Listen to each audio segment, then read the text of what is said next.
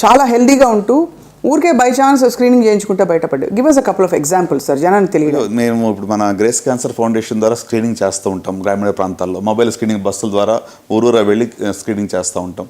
So వాళ్ళు అసలు చాలాసార్లు ఏముంటుందంటే మాకు టెస్టులు ఎందుకు, మాకు ఏమీ లేదు కదా, టెస్టులు చేయించుకుంటే ఏదో లేని జాబ్ ఇస్తారేమో అనే భయంతో కూడా పార్టిసిపేట్ కూడా చేయరు చాలాసార్లు. ఎంతో వాళ్ళని మోటివేట్ చేసి మనం చేస్తే ఎన్నో కొన్ని వందలాది పేషెంట్స్ అర్లీ బ్రెస్ట్ క్యాన్సర్. ఇప్పుడు చూడండి, రొమ్ము క్యాన్సర్ మనకి చేతికి రొమ్ము కణితి తగలాలంటే అట్లీస్ట్ 1 నుంచి 2 సెంటీమీటర్లు ఉండాలి. అవును. కానీ మ్యామోగ్రఫీలో 2 నుంచి 3 మిల్లీమీటర్లు ఉన్నా కూడా తెలిసిపోతుంది. కరెక్ట్.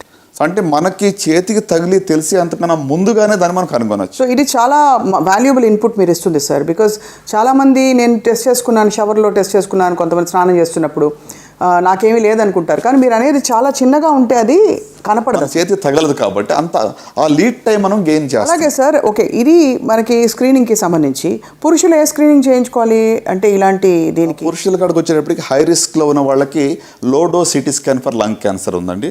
అలాగే ప్రోస్టేట్ క్యాన్సర్కి ప్రోస్టేట్ స్పెసిఫిక్ యాంటీజెన్ చెప్పాను. కోలాన్ క్యాన్సర్ సంబంధించి కొలోనోస్కోపీ 50 years పైబడిన వాళ్ళకి చేయాలి. అంత మాత్రం కాకుండా మరి ఎవరికైనా టొబాకో చూయింగ్ అవన్నీ హై రిస్క్ ఉంటే కానీ ఓరల్ ఎగ్జామినేషన్ లేకుంటే నెక్ ఎగ్జామినేషన్ అనేటువంటిది అట్లీస్ట్ వన్స్ a year చేయించుకుంటే మంచిది. సో ఇవి 4-5 రకాల క్యాన్సర్ సంబంధించి కామన్గా అందరూ చేయించుకోవాల్సిన పరీక్ష.